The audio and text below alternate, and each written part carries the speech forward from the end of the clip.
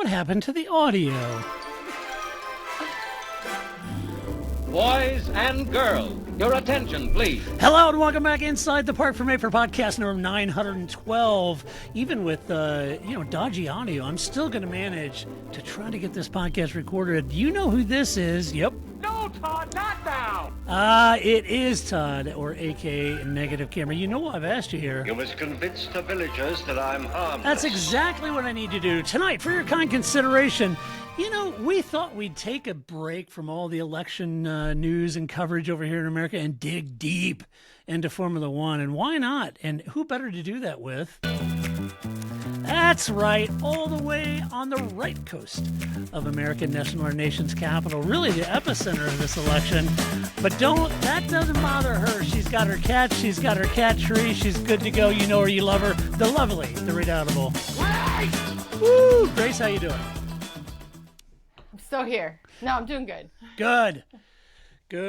You know, Grace, I'd like to spend the first, 10 minutes, maybe 15 minutes going through niceties, but we don't have time for that. There's too much news going on. Oh, I was like, because we hate people now. No, we don't have time for any of the niceties. We're done being nice. The hell with it. 700 episodes later, and we're finally had enough of you guys. We're going to war with our listeners. We're done. Oh my gosh. Yeah, no, there's just way too much news to cover. I'll be is. surprised if we can even jam this in this jam-packed episode. It'll be a little crazy. Oh, we'll make it work all right. Oh, yeah. It might be for yes, our we podcast, will. but it'll happen. Oh, yes. Yes, we will. Yes, of course. And this podcast, folks, well, really, I had no idea that I'd be stepping into crafting our podcast notes, knowing that this episode would be all about one thing. Controversy. That's it. Controversy. At least it's not Michael Andretti.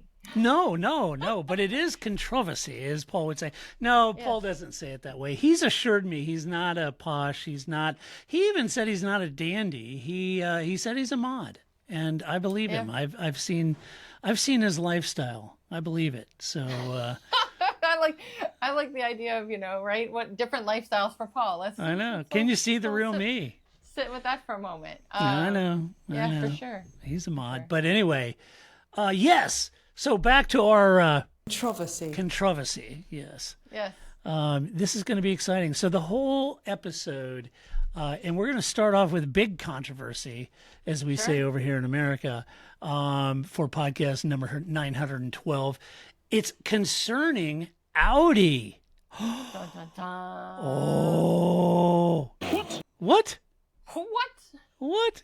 No. No, it cannot be, Ricky. It can't be, Ricky. It can be. It's about Audi. See, for years, and if you're new to the podcast, for years, Grace and I, every year, somebody would start a rumor in the press about Audi joining. Oh, this is happening. Audi's coming to Formula One. Audi's coming to Formula One. And Grace's point was, I'll believe it when I see him on the grid, right? I still feel that way until I actually see them on the grid. On the grid, I know. In the first race next year, wherever we are, that's not Australia. When I see that, I'll believe it. I know. I've written editorial pieces, Audi to come into F1, and we've written this. We've covered this since 2005. All the rumors of Audi coming to Formula One.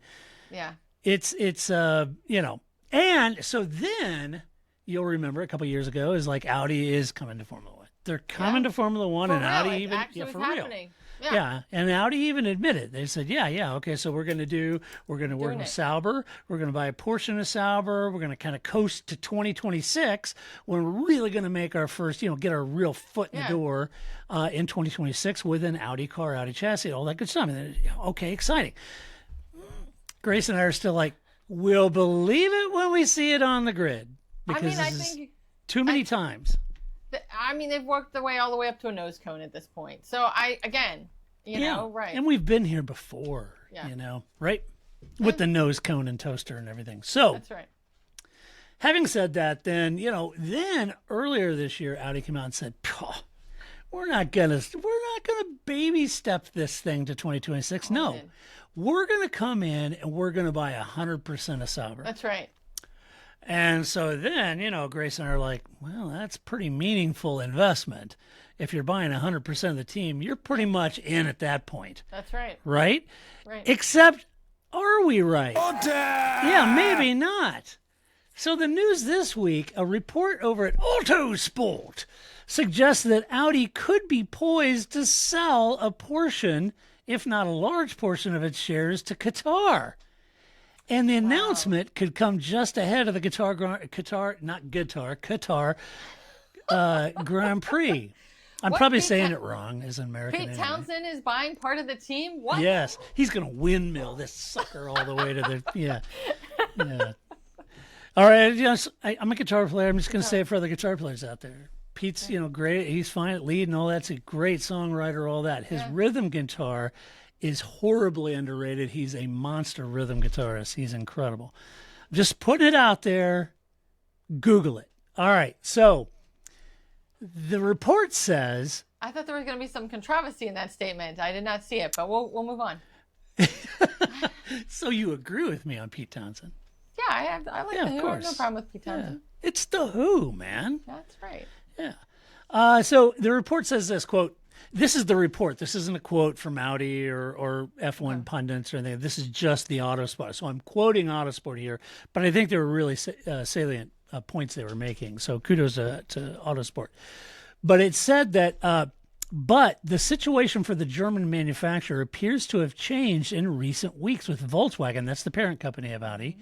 Volkswagen AG, which also owns the Audi brand, in the throes of an economic crisis. In Germany, there is talk of plant closures and the loss of up to 30,000 jobs, a crisis that is also leaving its mark on the Audi brand, which is facing similar challenges on the world market. Audi and industry insiders are saying privately that it is currently very difficult to justify the expenditure of a large-scale F1 development program with the group, which is necessary if the company wants to be competitive in the medium to long term from 2026. Okay. So, I mean, that's fair. It makes sense that it's like, we're going to fire a bunch of people, and so therefore we can't be in Formula One. That's right. And we've been here before too, right, Grace? Yes. In 2008, remember? Right. So you had BMW, Toyota, Honda in the 2008 economic crunch, and they all just left. Right. And so, and for very similar reasons, very difficult economy. Car companies were really struggling, and the idea of laying a bunch of people off. I got this elaborate, flamboyant, very expensive F1 program going on was just hard for them to reconcile. Yeah, I mean, absolutely, it makes total sense. Yeah. I wasn't happy about it, of course. I called BMW the ultimate quitting machine, but it was unfortunate they left. So it's an interesting move as Audi bought 100% of Sauber and now seems to want to sell a portion to Qatar in buying into Volkswagen, or to Qatar. They want to sell it to Qatar, or at least that's the suggestion. And the report goes on to suggest that Qatar may be interested in buying into Volkswagen itself at around a 17% ownership position. Now, that may make a little bit more sense if they're going to be buying into the parent company Volkswagen at 17 points and then maybe buying into the F1 team and taking some of that expense off of the F1 team for its development program, as well as giving a cash infusion or whatever Volkswagen may be selling shares for. So, very typical, these kind of things can happen. The report goes on to consider other ramifications and like naming of the team. Like if they bought more than 50%, it would probably be Qatar, Audi, something or whatever. And keep in mind, Qatar is a big title, not a title. Are they a title sponsor? No, not a title. They're a big sponsor of Formula One proper. Right, yes. The series, Qatar. So having a team that their name would be on and a team they're investing in wouldn't be a big stretch of imagination here. Right. So they've said that the naming rights, could change depending on how much the team buys. But what makes me curious, Grace, is to know what the health of other manufacturers like Mercedes, Ferrari, Honda, and Renault are. We know Renault are keen to use a Mercedes engine, assuming that similar economic pressures maybe helping that decision possibly. But what about Honda and Aston Martin hookup? What about Honda? Honda has a history of ditching F1 whenever there's a stiff west wind, right? Mm-hmm. I mean, you just get the slightest stiff wind and Honda's like ghost, like Swayze. So here's what I don't understand. Maybe budgeting elsewhere works differently than where I stand, but this seems so short-sighted, right? Like you have no... I mean, I guess that's what we always complain about with Renault, right? They're like you were saying, you know, like, I mean, you were talking about Honda, but Renault is the same way. It's like, oh, did somebody sneeze? Oh, we're out, right? Like, who can build anything on a foundation of the first time you even sniff financial problems, the first thing that goes is Formula One? Well, then you're not really in it, and that's not really helping anybody. And so either the sport needs to be cheaper so that you can stay in longer, but you always know that Formula One's going to cost you X amount in your budget. If you think nobody functions year to year, like I don't understand. Like I personally don't function year to year budget wise, and I'm sure you don't either, right? Like so I don't understand how a major company like Volkswagen can just be like, oh well, financial downturn, we're out. Oh well, we're in, we're out. Like that's just in my opinion, their cover, right? I just don't buy that they're that poor at budgeting or managing. Maybe they bought it up and they thought, oh, wait, they were always playing this out to Qatar, but then that looks bad. So then they come up with something that is better for the optics, is what the word I was looking for, right? I don't know. I don't buy it. Let me throw this out on the table and we can try it. Sure. A couple of things kind of just dovetailing with your comments there. If you're a company and your F1 program is budgeted within your marketing dollars, so marketing dollars are a little more evasive, and they'll ebb and flow as profit plans and strategic marketing plans are developed. Those typically are separated by several months, but not exactly at the same time. But you've got an SMP that you're developing, and then you get down to your profit plan. So these marketing budgets are sometimes you've got a tailwind, sometimes you've got a headwind. Those budgets can change quite a bit around marketing, and meaning that certain market activations that you were going to do, you're not going to do. Maybe you're still into that media buy and trying to still focus on demand generation marketing, but on the flip side of that, you're not so much going to have the money to spend that big brand building campaign or exercise that you're going to do.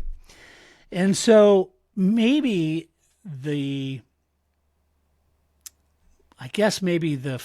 flexibility or the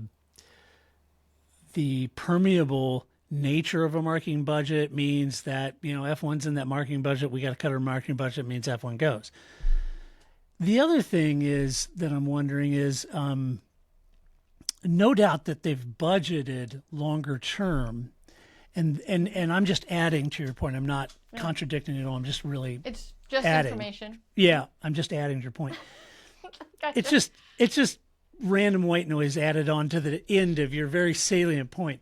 No, what I was going to say is that if it's not a marketing budget that can be cut or added or cut or added, a long-term plan, if you're looking at a 2, 3, 5-year plan of investment for R&D dollars on innovation and product development, then if the F1 program fits within that area of rapid prototyping, innovation, development, product development, product ideation, those kind of things, which is a bleed through to your road car efforts, your engine efforts, and that kind of thing. That's right. That would make sense. You'd be pinned to a longer 2, 3, 5-year budget than you would a marketing budget.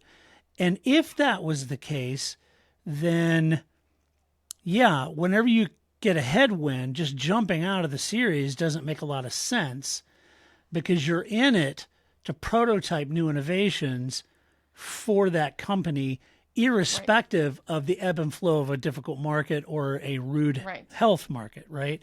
Formula One has to be more than just marketing. And so that's what I'm wondering, because in the past, most of these programs have come out of marketing, right?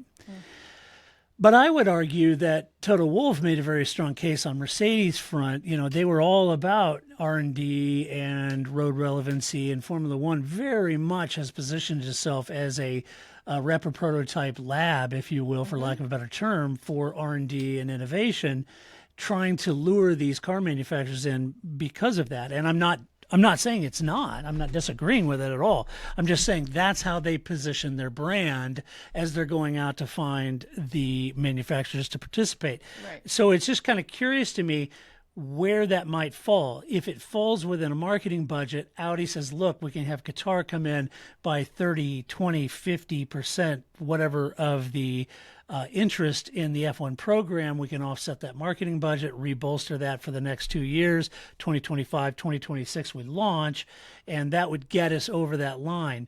But it's difficult if your F1 program is being budgeted out of marketing, but you really positioned this thing as a R&D innovation product prototyping or an innovation think tank.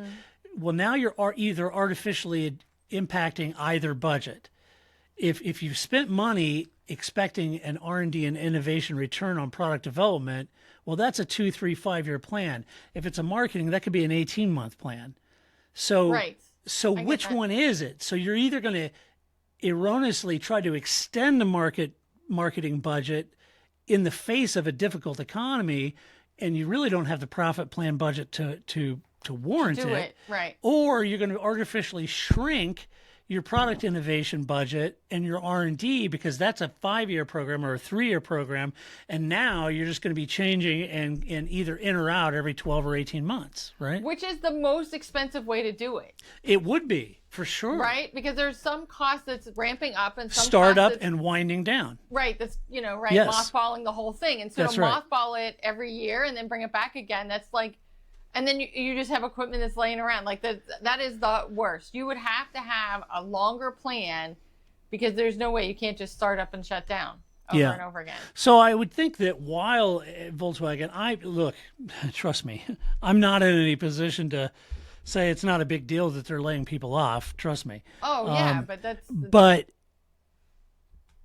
if Audi is wanting that R&D and that innovation on biofuels and engine technology that they can bring to their road cars, and Volkswagen very much same mission. Right. Yeah, they've got to try to figure out a way to keep that program going and find the budget without thumbing their nose at a bunch of people they're getting ready to lay off, right? And maybe this is the way to do it, is saying, look, difficult times, we're laying people off. That's why we've gone out and we've sold 50% of or more to Qatar to help us fund this project. This project's important to us from R&D design, but it's not so important that we would continue to invest at that level and lay off people. So that's why we've brought another company in to invest at that level for us. And make it more realistic with us still having our toe in that R&D, because that's kind of technology we need to create the value propositions on our product and differentiators, right? So from that standpoint, maybe that's why they did. Because otherwise, why would you have bought 100% of it from Sauber? I guess that's what I'm saying, is that maybe this was always their plan. Could be. Yeah, could be. You know what I mean? That's why it just seems like optics. Like, I think that it would look bad to say, oh yeah, we're going to go half and half with Qatar. But if they buy the whole thing and they go, oh no, I have to lay people off, I guess I'm going to go call Qatar. Yeah. Okay. And then we all kind of go, okay, so it's the only way you can stay afloat. I just think that I don't understand how you could just not know like that you're just doing this. But who owns McLaren? Is it McLaren? Are they also the Bahrain? Yep. Bahrain. Bonnie Rain, Bahrain, whatever. I love Bonnie Rain. Bonnie She's Rain my is favorite. She's great. Did we say that Bonnie Raitt owns McLaren? That would be awesome. She's that fantastic. Would be great. Love she really her strap. She missed an opportunity in Austin, though, man. That's like perfect. I know. Yeah. Yeah, that would have been a shoo-in concert for her. For sure. Yeah. I like that. I'm going to keep that from now on. Is it a 62 Strat? 59? I don't know. I love her Strat, though. Wait. You have to play the BBC breaking news music. Oh, I've got that. Hold on. This just in, Bonnie Raitt owns McLaren. I like it. There you go. So that's how it is. So I don't know, because I think it's weird. I still don't believe that they're going to show up until they show up. I know. We'll see. And I just feel like it's going to be like it's going to be 5 minutes before first practice, and the guy still going to be putting on the stickers, right? Like, I just don't see how this has just been a calamity of issues from day one. It is. It's just like, what the hell? I know. And they're going to be the ones stuck holding the bag is the other thing too. Like, what if Qatar was like, I know. We're not interested. We're going to stick with golf. Thanks for asking, right? Like, or the converse. What happens if Audi says, okay, yeah, we did this in 2026 and we're at the back of the grid, we're out. Yeah. What's Qatar going to do? Right. What are they going to do? Well, just what I needed. R&D for my country. Great. Toto, could we get a Mercedes? No, I know you just did a deal with Renault, but could we get a Mercedes engine too? We've got a chance. Oh, and some rims and tires too, if you don't mind. I don't want to be Zoran GP. No, that's right. Exactly. So I just think that's all the more reason to me that I'm like, they're making it sound like it was just like, oh, overnight we panicked and we called them, but I don't see how that was possible, because why would either party sign to this if that wasn't always the plan? Well, watch this space, folks. It's going to get interesting. I mean, at least we know who their drivers are now, at least for 2 weeks. But I told you. Controversy. It is controversy. Yeah, we'll see. Yep. All right, next up. Bottas should just keep waiting. Maybe it's not over yet. Oh, yeah. There's room for his butt. That's sure is. Always room for Valtteri's butt. Let's see. Toto got a little bit sideswiped. He was over on the fine folks over at High Performance show. Jake Humphreys and the other guy whose name I never remember. Jake, I used to call F1. Now I do football. Right. Humphreys. That Jake. Yes. Yeah, and then the other guy. I'm sorry, other guy. We can't remember your name. It's like Wham. I don't know. No, we know that's Andrew Ridgely. We know that. Nobody knows that's Andrew Ridgely. Everyone knows that's Andrew Ridgely. I'm sorry, other guy, but let me just put it this way: if you weren't there, that show would be nothing like it is. So you're important. No, I agree with that. We need that guy to be there. We need that guy. It's on me that I don't ever watch it from the beginning and know his name. No, right? but that other guy, he's all kind of all about the feels. Like, yeah. So, how'd that make you feel? Yeah.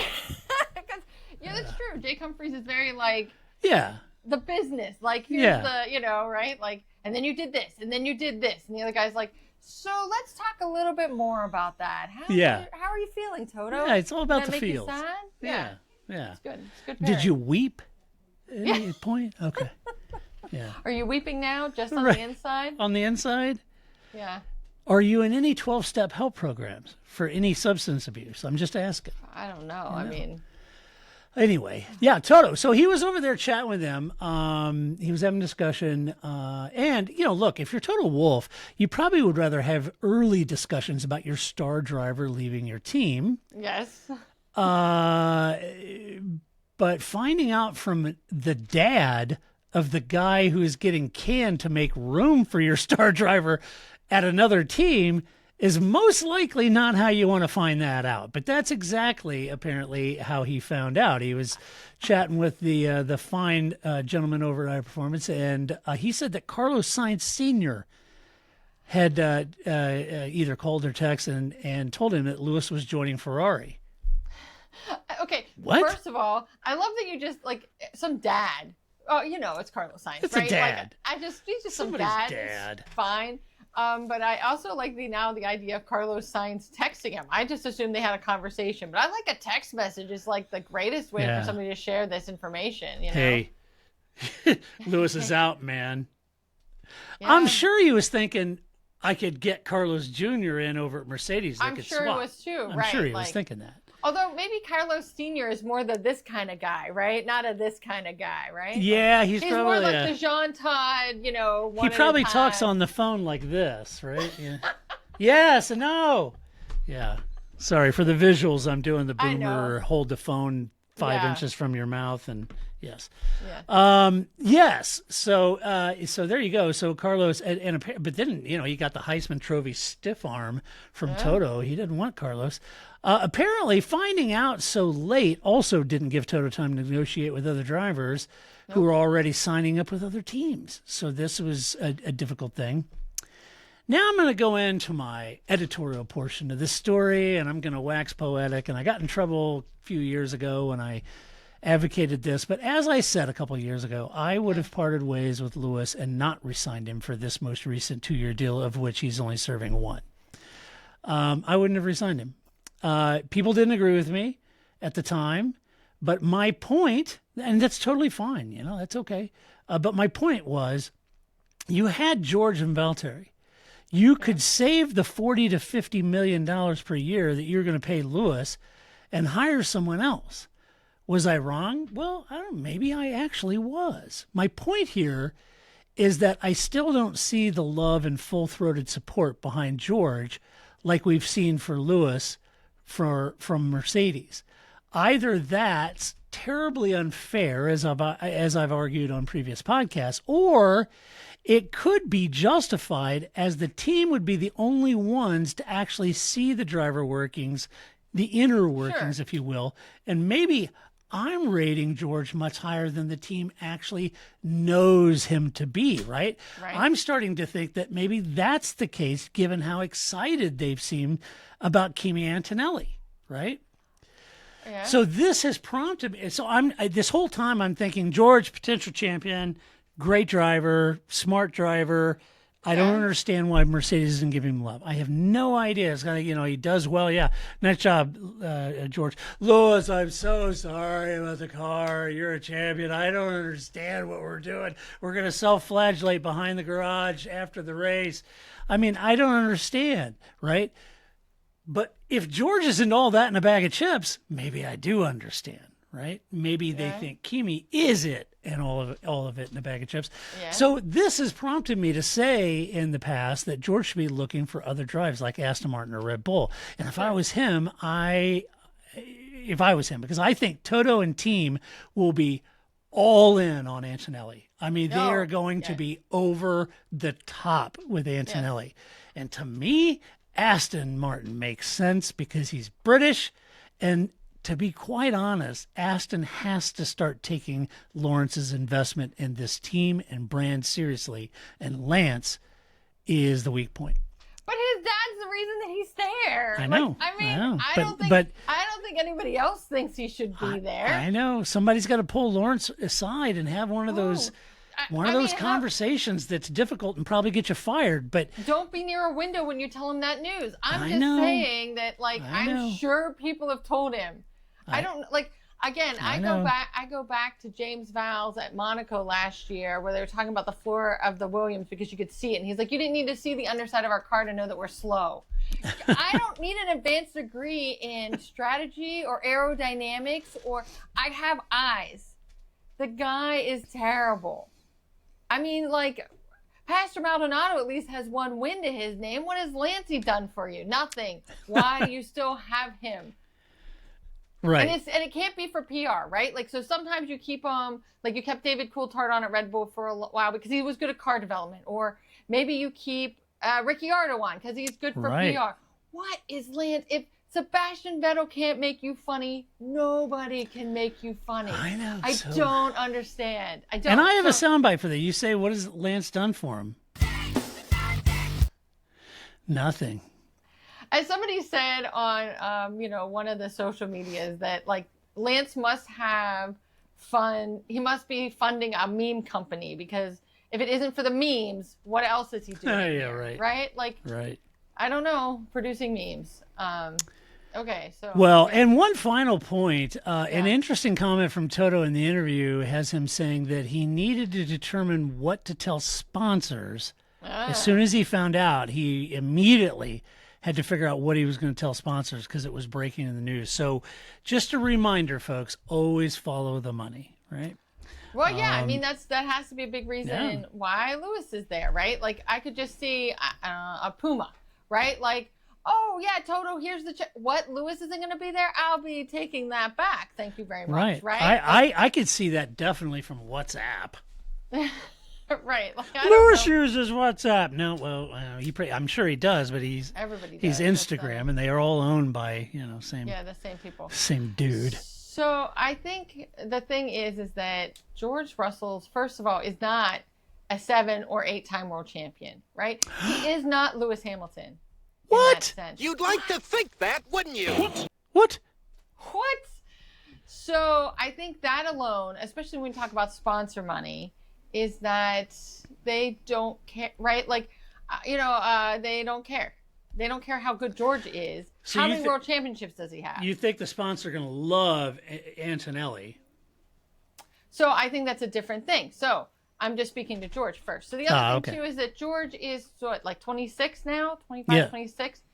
So everybody loves the new guy, right? Everybody loves an ingenue. Everybody loves the 18-year-old, the Calapinte, the Max Verstappen. So Kimi is going to be, there's going to be hope around him in a way there isn't going to be around 26-year-old George Russell, right? Yeah, see, they didn't really like George when he was the ingenue. No, but so I think that they're able to get behind Kimi because, first of all, he's supposed to be, rumor has it, he's, generational talent, very good. Everybody's on the oh, look at all these young drivers train all of a sudden, right? With Ollie Behrman and Calapinto, everybody's like, oh yeah, why do we still have these old people like Alonso and Lewis? We could have these young guys. Look how great they are for our sport, right? So you're gonna have that.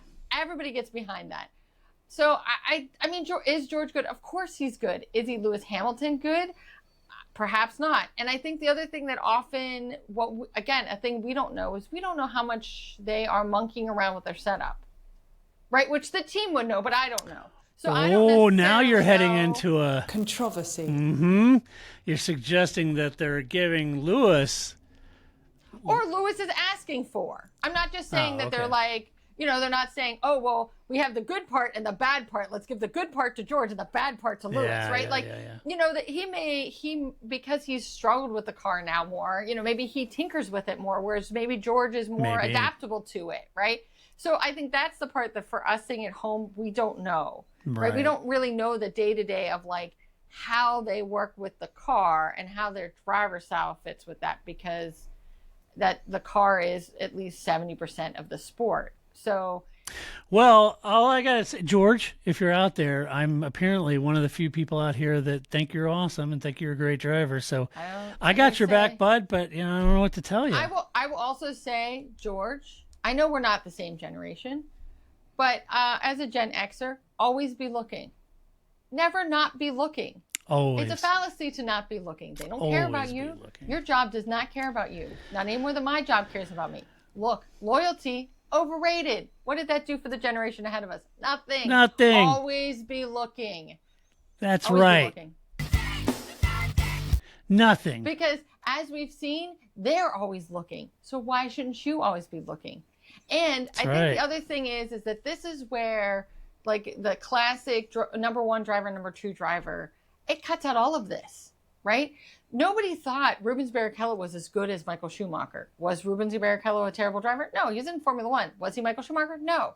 But you don't have any of this controversy when you have a number one and a number two. Yeah, right. But the downside of that is, especially if you're the only team that still does that, is that you're missing out, right? So if they had Michael Schumacher and I don't know, somebody else that wasn't Rubens Barrichello, you may have had that who's the number one driver, who's the number two driver, but you also may have had success off of that number two driver that you were never going to get off of Rubens Barrichello.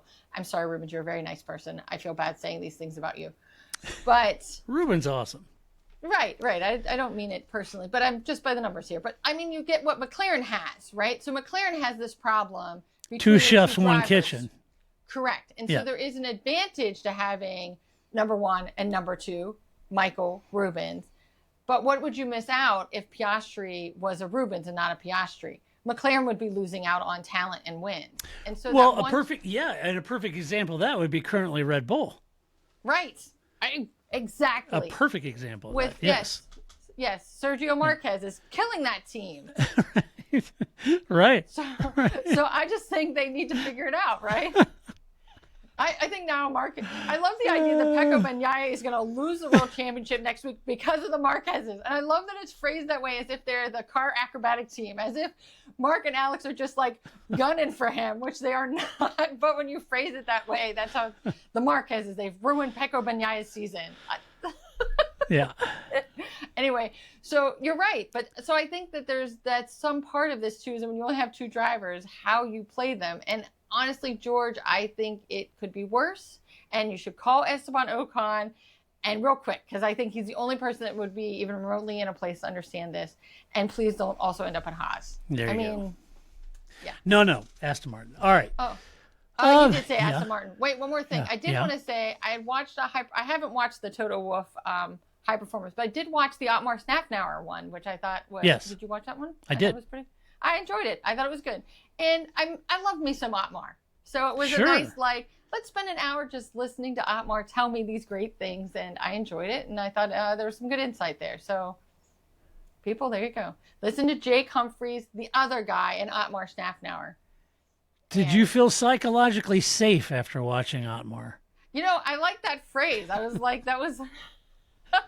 It was such a marketing phrase for I guess I would use a football analogy, right? Like, psychologically safe is a way of saying you don't want Dan Snyder as your boss, right? Dan Snyder does not make you feel psychologically safe. So just because you put some fancy marketing title on it doesn't mean it's not a valid concern, right? People say that about kids and their microaggressions. No, microaggressions has always been a thing. Just because somebody named it doesn't mean that now it's like psychobabble or something, right? So yeah, you should be able to feel like you can do your job and not get fired every minute like Dan Snyder's your boss. That's building your house on sand. That's not stability. I just had never heard that term until that interview. And now I'm sure I'll hear it everywhere, because once it's like thought leader, once I hear that term, I'll hear it everywhere now. We'll just build some synergies. It's like the LinkedIn meme that goes around, train your employees so they're great enough to leave, but treat them well enough that they don't want to leave. That's right.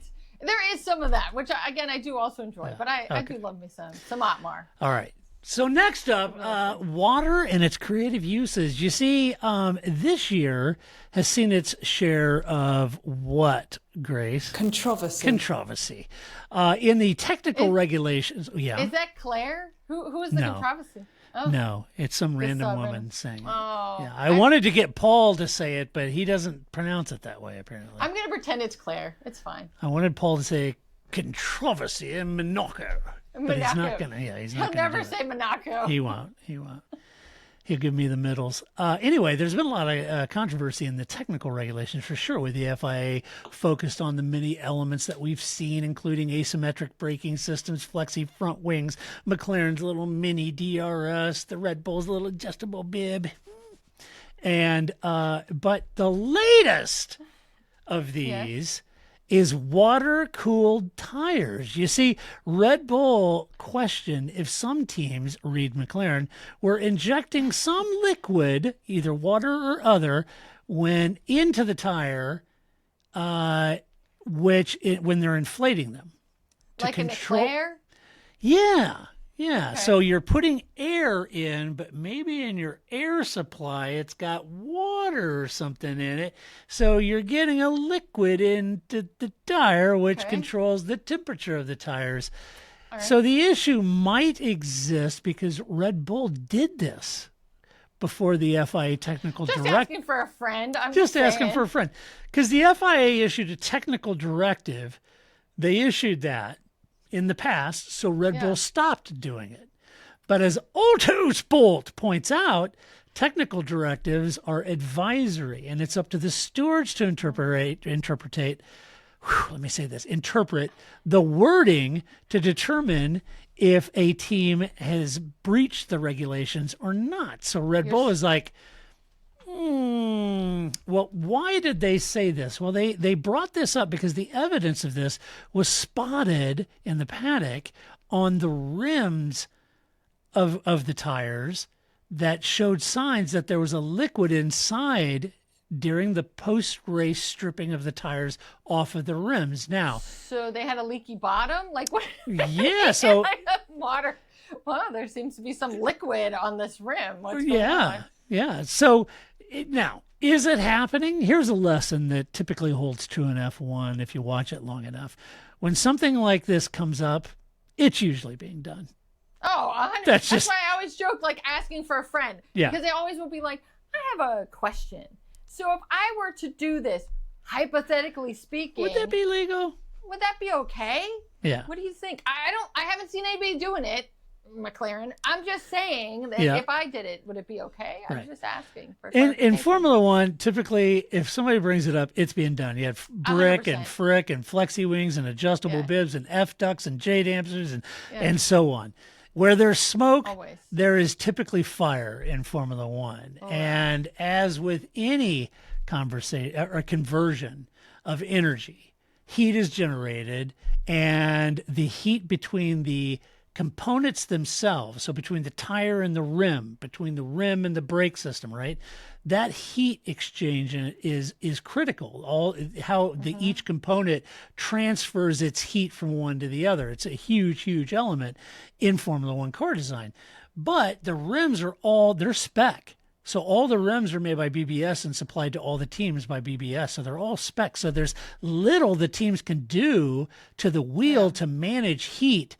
So liquid inside the tire might be able to control the heat of the tire carcass itself, which would be an advantage for sure. Yeah. Right? So just FYI. So that's what came up in the last Grand Prix. Okay. It's most likely happening. So I have one remaining question. Yes. How did nobody call this Watergate? Literally, people, idea. It is right there. It's right there in front of you. Nobody called this Watergate. It's literally Watergate. It could and be then Watergate. We can stop. We've come full circle. We've run all the gates. That's it. We're out of gates. Back to Watergate. We've come back to the beginning. Back to the beginning of the list. We're back to Watergate. I just was like, for as much as this was carried by the race or Autosport, anybody, I'm like, nobody called it Watergate. You people literally call everything a gate. Yeah. Not this, was not Watergate. That never crossed it. That had was there editorial? They're like, no, that's a step too far. No, it's too far. Too far. Too political. We had Sweargate. Yeah. And then it could have ended with Watergate. I know. But it didn't. The one thing it reminded me of is the time that Williams, what was that? Controversy, right? Yeah. Williams used to say there for a period that their brakes were water cooled, so they had these tanks on their car where they'd fill them up with water, and they said they had to use that water because it was water cooled, but they ended up just taking off and dumping all the water out of the tanks and made their car lighter and faster. So I love it. And no, it wasn't James Vowles that did this. This is way back when Frank was there. That's right. Anyway, all right. Next thing is rotating races. This is going to be a little controversial. F1 boss and clearly big TPF podcast fan Stefano Domenicali said that Europe is poised to face a rotational F1 race calendar due to the 24-race calendar limiting the addition of new venues. And here's what he had to say, quote, his quotes are always pretty funny. Quote, we have some news to share. Oh, yes, we have some news to share very, very soon with regards to the possibility in the midterm to have some rotational European Grand Prix and some other new options coming later. He told this at the Liberty Media Investors Call, and he said, quote, this is something that, of course, we will clarify in due course. It is true that we have a large demand of new possible venues that wants to come in, and our choice will always be balanced between the right economical benefits that we can have as a system and also to leverage in the growth of the market that we can see potential that will be beneficial for us to grow even further in our business, end quote. So 20 races in the Middle East. Got it. Yeah. So just as a recap, there's 10 races in Europe, including Baku, if you can include Baku in Europe. So there's 10 of those, and Italy has 2 of them. Madrid is joining in 2026, and some say that Barcelona may end up having to rotate with the Dutch Grand Prix, but the Dutch organizers are completely mum on this point, so which tells me they don't agree with it. So here's the thing. No, why would they? Yeah, so here's the thing. A few years ago, I did an interview with Zach Brown. I've done like 3 interviews with Zach Brown, I think. Sure. And so I was talking to Zach about tracks and those sort of things, and we had a really good conversation about it. But he told me something that's kind of stuck with me this whole time. He told me that track economics have to work. And he's right, of course. And I'm curious if a track like Zandvoort or Spa could afford to miss the annual F1 revenue and still maintain the circuit for F1 standards. Now, the answer might be yes, they could, but irrespective of that, that's a hardship I assume most tracks would rather not have to factor in to their operating budgets, is this missing huge gap of F1 revenue. Right. Now, Domenicali went on to say, I do believe that all the propositions that are coming on our table is just giving us the possibility to make even better choices for our future. So as always, we need to be balanced, knowing that we cannot follow only the pure direct financial proposition, because that is different from region to region, but it's up to us to propose that our stakeholders the right choice. I think that we are in a good momentum to make sure that the strategy for the future is even stronger. And that's why we're so confident about the fact that this will help to enhance our platform on the sport, on social and business perspective. All right. So yeah, look, you got to do what's best for Formula One. I totally get that. I'm just not sure that rotating a bunch of races on some of these tracks that may not have the panache of Monaco or Silverstone. I'm curious if those tracks can remain solvent, because some of those tracks don't have a lot of racing the rest of the year. Like Formula One, right? Yeah. So I'm kind of curious how that'll work. I mean, it would be interesting. I mean, I don't have this data, but it would be interesting, like, because Austin, right, they have a MotoGP race, they run WEC, they do some other series. Formula One by far is their largest. Yeah. They sell out Formula One. It's a nightmare, right? Yeah. So, I mean, because even when everybody was there for the Eclipse right before the MotoGP race, the Formula One race was still more people in Austin than they had for the Eclipse, right? So yeah, and I don't think.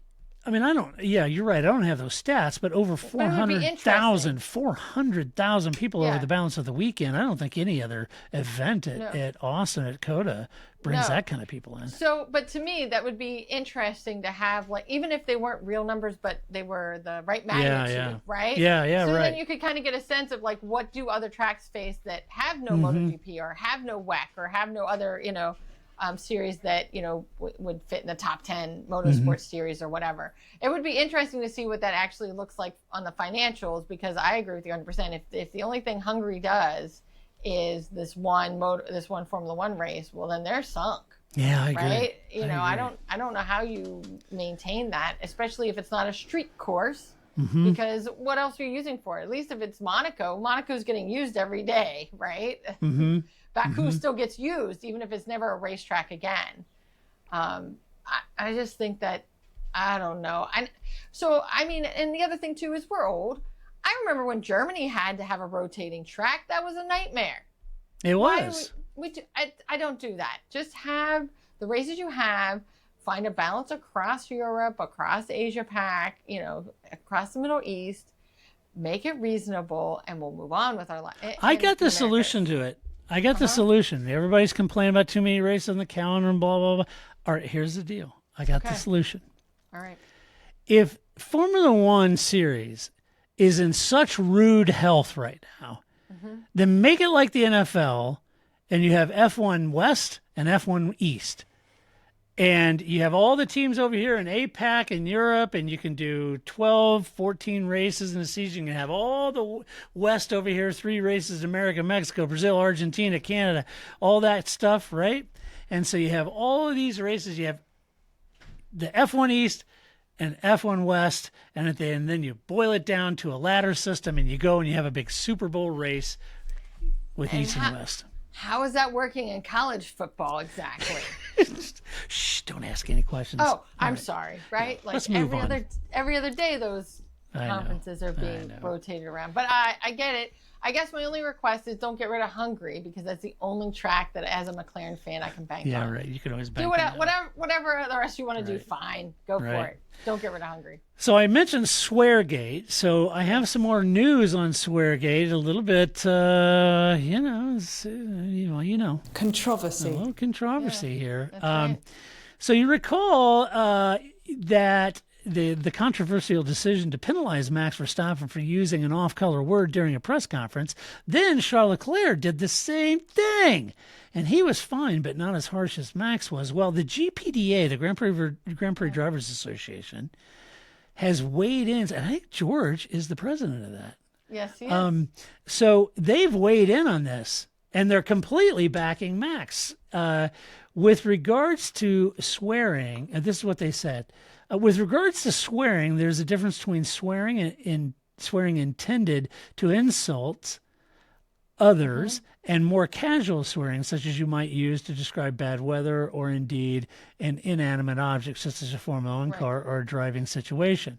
We urge we urge the FIA president to also consider his own tone and language when talking to our member drivers or indeed about them, whether in public forum or otherwise. Further, our members are adults. They do not need to be given instructions via the media about matters as trivial as wearing of jewelry and underpants.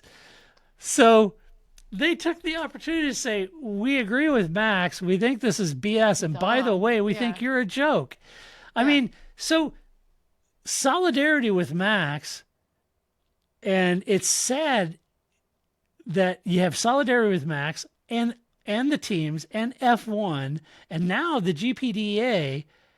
All of them have very little time or respect or use of the current FIA president. And it just makes me wonder, where is the FIA's vote of no confidence? Surely the FIA member clubs can see their power, control, and standing waning in the light of all this. I don't know. It's pretty bad when the GPDA weighs in to talk about the penalties for swearing, but basically takes it as an opportunity to say, you suck. In a sport where they're swearing everywhere else, except for in these four walls that I can control. Right. Maybe you're picking the wrong battles. I think that, first of all, I thought when this came out, because I'm sure you also watched it in Brazil during one of the 700 rain delays. Yeah. When Will Buxton, I almost called him Will Powers. That's totally different. Will Buxton, although I would watch that. That would be fun too.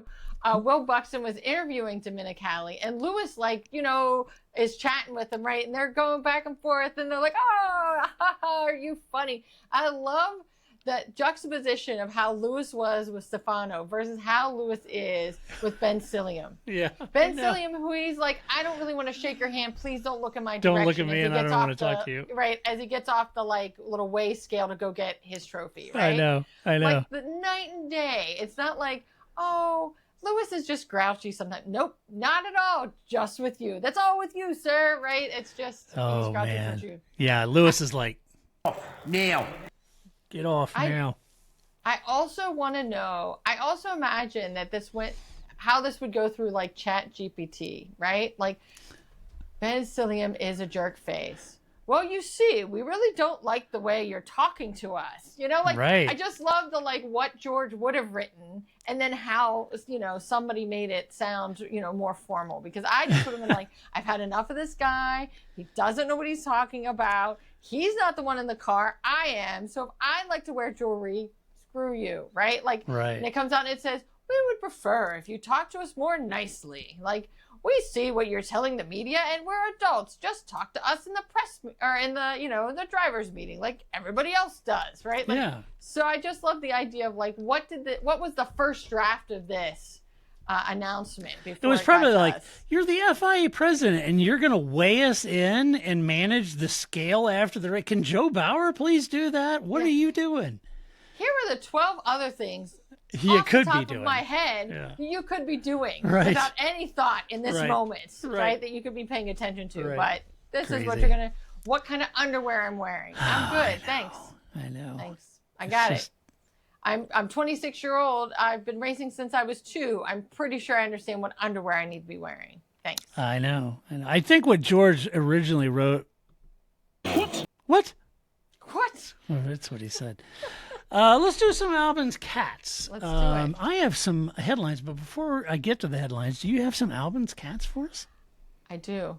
So I remember in the last podcast where I talked about, like, earlier that, you know, we like to use the Formula One turns of phrases in our everyday conversation here at this house. Yes. So, like, you know, Flip will say something and go, just information, right? Like, I'm just, you know, so it's like, are you making dinner tonight? Just information, right? Like, not judgment. You can say yes or no. I don't care. I just need to plan, right?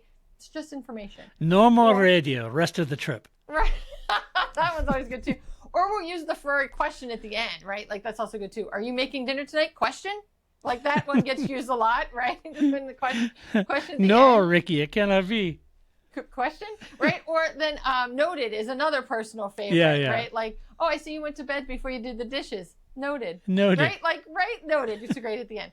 So if you remember back to Austin, we added a new one to our lexicon because, you know, George was given a penalty.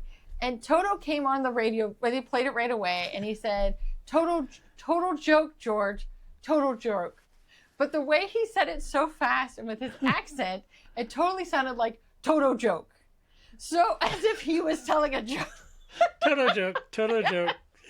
So anytime somebody now, one of us says something like, and they didn't call that Watergate, Toto joke. Like, as if...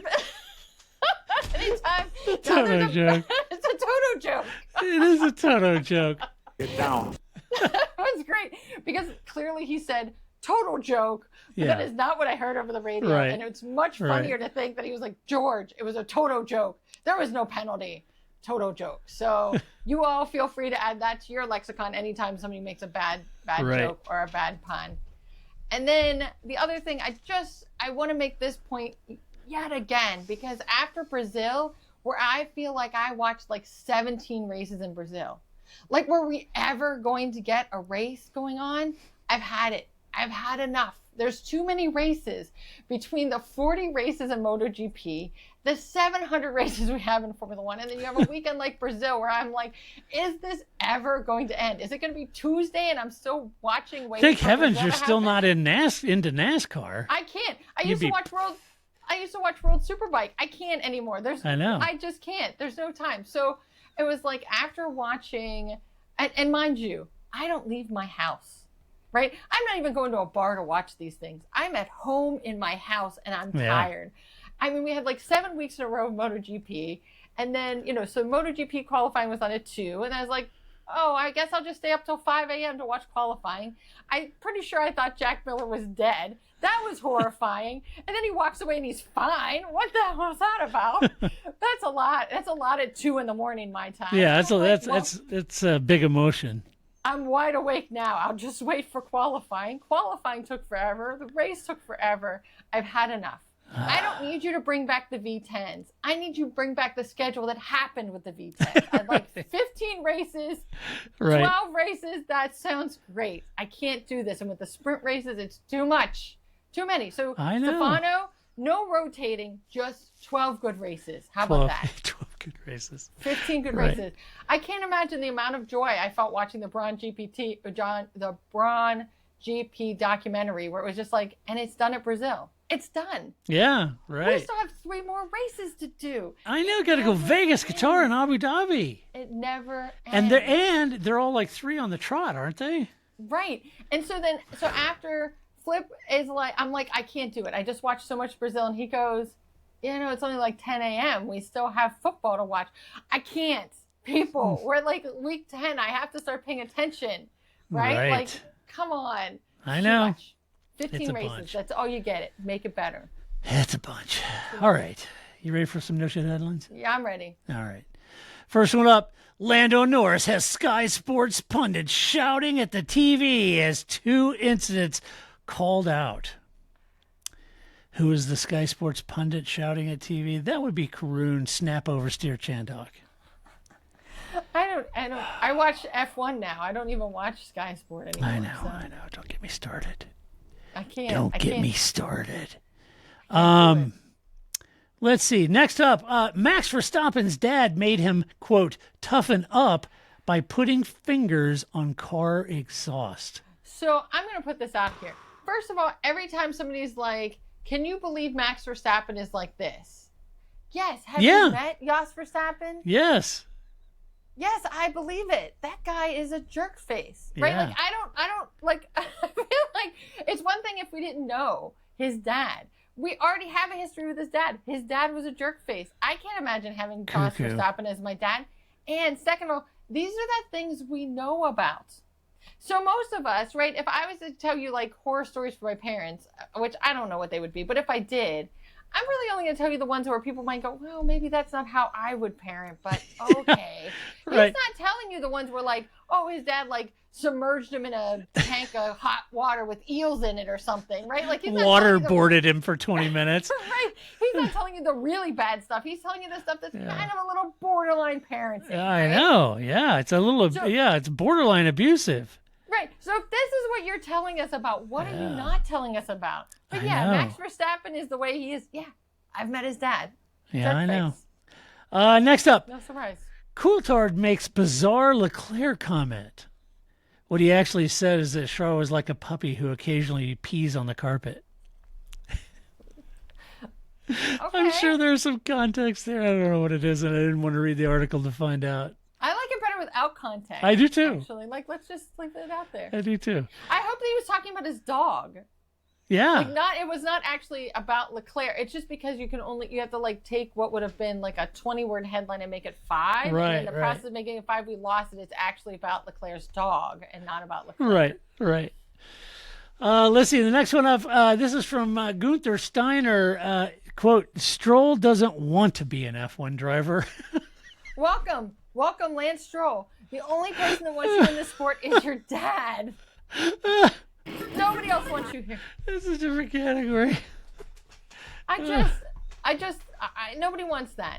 Go Nobody anywhere. I mean, he's surely talented. He could be fine in some other series. Yeah. But with anybody's job, we only get X number of days on this planet. Not every day is going to be a 10, but most of your days should be at least 8. If most of your days are 2s and 3s, you're not doing something right. Something's right? wrong. Like, get a Something's different very, job. very wrong.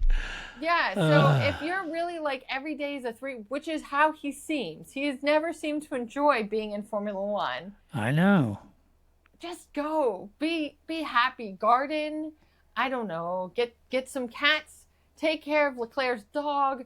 There has to be something that you were put on this planet to do that would give you joy and make your father happy. Well, you would think.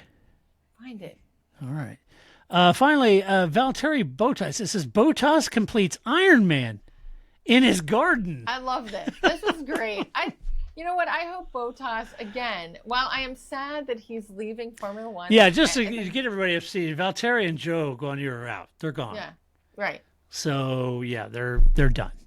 Formula 1. So no more Bottas. So if you were excited to see a season next year with Valtteri and what might be in his bare bum calendars, and that's all over. He'll still do them. It just won't be in Formula 1 anymore. Yeah, you may have to follow bicycling or Ironman. He'll still send one to Lewis for Christmas. Yeah. I'm sure he will. I think that, Bottas is I like that these stories are next to each other. Yeah. Here you have Lance, who is miserable, and you have Bottas, who's like, I'd love to be in Formula 1, but I'm not going to be in Formula 1, so here's the 12 other things I'm going to be doing instead. That's right. And I think he should just keep putting out this lovely content. I enjoyed it. Keep being you. Keep Bottas, doing with your you. Mullet, Keep being Valtteri, Hey, Smoke up, Johnny. I'm here for those vibes. Just keep putting them out. Whatever you do, you'll be successful. And maybe you can help Lance. Maybe. Find his joy. All right. That does it for this podcast. All right. Find some joy, people. Have we had enough controversy for this? I think we have. I can't believe you made it through a whole controversy and not once did you make mention of Michael Andretti. I'm pretty impressed. I'm sure he must be involved in a controversy this week. Now you had to ruin it. See, Watergate, we're all the way around. Wait, does that mean we're going to have another Spankgate? Have we started from the beginning of the list? Might. I don't know. Some people are wondering if Lewis was on Diddy's list. That could be a Spankgate. No We do not need to put that out into the world. I don't know. I saw a bunch of people, on social media. I'm staying away from that one. Doesn't involve me. You will figure it out. I don't need to know anything about that. I don't either. Put that into the universe. No one knows what it means, but it's provocative. Yeah. I know enough. I know enough. I know enough. Problem. I know. Right. I've heard enough. What do I know? I know enough, and that's right. it. Cindy's in prison. I don't need to know any more about it. We're good. Yeah. So anyway, all right. Well, that does it for this podcast. I'll let you know what you think about this podcast, these news stories, or any other stories you'd like to share. But you could be like one of our Patreon supporters, and a huge, huge thank you to our Patreon supporters. We could not and would not do this show without you. You guys are the absolute best, the bomb. You guys are awesome. Love having you guys here, and love having you guys support, and really appreciate it as always. You can do that. Go to the website, theparkforme.com. You'll see support us down at the bottom left, upper right-hand side. You can click on that link, support us, share your opinion on these stories and others, and let us know what you think. And if you like the podcast, well, tell somebody about it. Don't hoard it. Don't be a hoarder. All right? Don't hoard. It's not healthy. Share it with a friend. Say, hey, friend, take this earbud. Listen, here's Grace. This is what Grace thinks. So you could do that. Tell them it's a Toto joke. It's a Toto joke. Yes. Hear your pod. Yes, exactly. You could do that. And they don't know who Toto is, but it'll be fun. Spread the love. If you watch us on YouTube, for crying out loud, hit the like button and subscribe. How many YouTube videos have you seen where people are telling you to do that? You know it's important. Why would you think it's not important to us? Of course it is. So you guys could help us out without helping us out. You just click the like and subscribe and share and take the, share the podcast on your social. Why not? I mean, what's it going to hurt? That's right.